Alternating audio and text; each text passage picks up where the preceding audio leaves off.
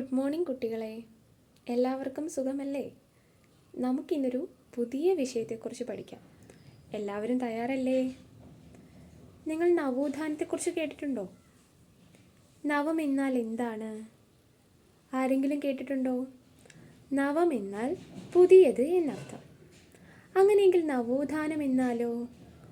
പുതിയ ഉണർവ് എന്നാണ് നവോത്ഥാനം എന്നാൽ അർത്ഥമാക്കുന്നത്.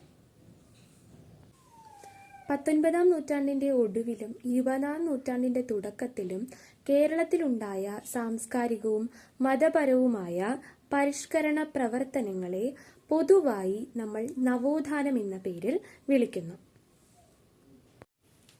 പ്രധാനപ്പെട്ട നവോത്ഥാന നായകന്മാരാരൊക്കെയാണ്? നിങ്ങൾക്ക് കുറച്ച് നവോത്ഥാന നായകന്മാരെ അറിയാമായിരിക്കും അല്ലേ? ആരൊക്കെയാണ് നിങ്ങൾക്ക് അറിയാവുന്നത്? ശ്രീനാരായണ ഗുരു, അയ്യങ്കാളി, വാഗ്ഭടാനന്ദൻ, മന്നത്ത് പത്മനാഭൻ. കേരളത്തിൽ നിലനിന്നിരുന്ന സാമൂഹ്യമായ ഉച്ചനീചത്വങ്ങളിൽ നിന്നുള്ള മോചനമായിരുന്നു നവോത്ഥാന പ്രസ്ഥാനങ്ങളുടെ ലക്ഷ്യമെന്ന് പറയുന്നത്. ചട്ടമ്പി സ്വാമികൾ തുടങ്ങിയവരെല്ലാം തന്നെ നമ്മുടെ കേരളത്തിൻ്റെ നവോത്ഥാന പ്രസ്ഥാനത്തിൽ തങ്ങളുടേതായ പങ്ക് വഹിച്ചവരാണ്. അപ്പോൾ അത് കൈവരിക്കുന്നതിൽ മുൻപിൽ നിന്ന് പ്രവർത്തിച്ചവരാണ് നമ്മുടെ നവോത്ഥാന നായകന്മാർ. അപ്പോൾ നമുക്ക് നവോത്ഥാന നായകന്മാരെ കൂടുതലായി ഒന്ന് പരിചയപ്പെട്ടാലോ? കേരളത്തിൽ ജീവിച്ചിരുന്ന സാമൂഹിക പരിഷ്കർത്താവും നവോത്ഥാന നായകനുമായിരുന്നു ശ്രീനാരായണ ഗുരു. 1856 ചെമ്പഴന്തിയിലെ വയൽവാരം വീട്ടിൽ ജനിച്ചു. ഇന്ത്യൻ പോസ്റ്റൽ സ്റ്റാമ്പിൽ ചിത്രം വന്ന ആദ്യ മലയാളിയാണ് ശ്രീനാരായണ ഗുരു. 1903 അദ്ദേഹം ശ്രീനാരായണ ധർമ്മപരിപാലന യോഗം സ്ഥാപിച്ചു. കേരളത്തിലെ സാമൂഹ്യ സാമുദായിക നവോത്ഥാനത്തിൽ പ്രധാന പങ്ക് വഹിച്ച വ്യക്തിയാണ് മന്നത്ത് പത്മനാഭൻ. അദ്ദേഹം നായർ സർവീസ് സൊസൈറ്റിയുടെ സ്ഥാപക സെക്രട്ടറിയാണ്. 1931 ഗുരുവായൂർ സത്യാഗ്രഹത്തിന് അദ്ദേഹം നേതൃത്വം നൽകി. വിമോചന സമരത്തിന് നേതൃത്വം നൽകിയ അദ്ദേഹത്തിന് 1966 പത്മഭൂഷൺ ലഭിച്ചു.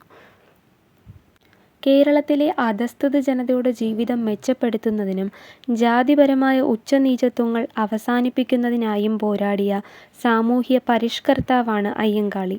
വില്ലുവണ്ടി സമരം, കല്ലുമാല സമരം തുടങ്ങിയവ അദ്ദേഹം നേതൃത്വം നൽകിയ പ്രധാന സമരങ്ങളാണ്. സാധുജന പരിപാലന സംഘം അയ്യങ്കാളി രൂപീകരിച്ച സംഘമാണ്. ചട്ടമ്പി സ്വാമികൾ ഹിന്ദുമതത്തിലെ ബ്രാഹ്മണാധിപത്യത്തെ ചോദ്യം ചെയ്താണ് അദ്ദേഹം പൊതുരംഗത്ത് ശ്രദ്ധേയനായത്. സാമൂഹ്യ നവോത്ഥാനത്തിൽ നിർണായക പങ്കുവഹിച്ച ആത്മീയ ആചാര്യനായിരുന്നു അദ്ദേഹം. ക്രിസ്തുമത ചേതനം, ആദിഭാഷ എന്നിവ അദ്ദേഹത്തിൻ്റെ പ്രധാന കൃതികളാണ്. ബ്രഹ്മാനന്ദ ശിവയോഗി അന്ധവിശ്വാസങ്ങൾക്കും അനാചാരങ്ങൾക്കുമെതിരെ പൊരുതിയ കേരളത്തിലെ സാമൂഹ്യ പരിഷ്കർത്താവാണ് ബ്രഹ്മാനന്ദ ശിവയോഗി.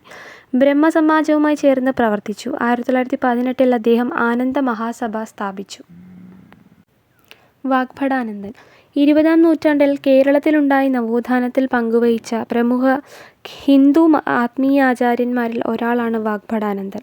വയലേരി കുഞ്ഞിക്കണ്ണൻ എന്നാതായിരുന്നു പൂർവാശ്രമത്തിലെ പേര്. 1911 കോഴിക്കോട് കല്ലായിൽ രാജയോഗാനന്ദ കൗമുദി യോഗശാല സ്ഥാപിച്ചു.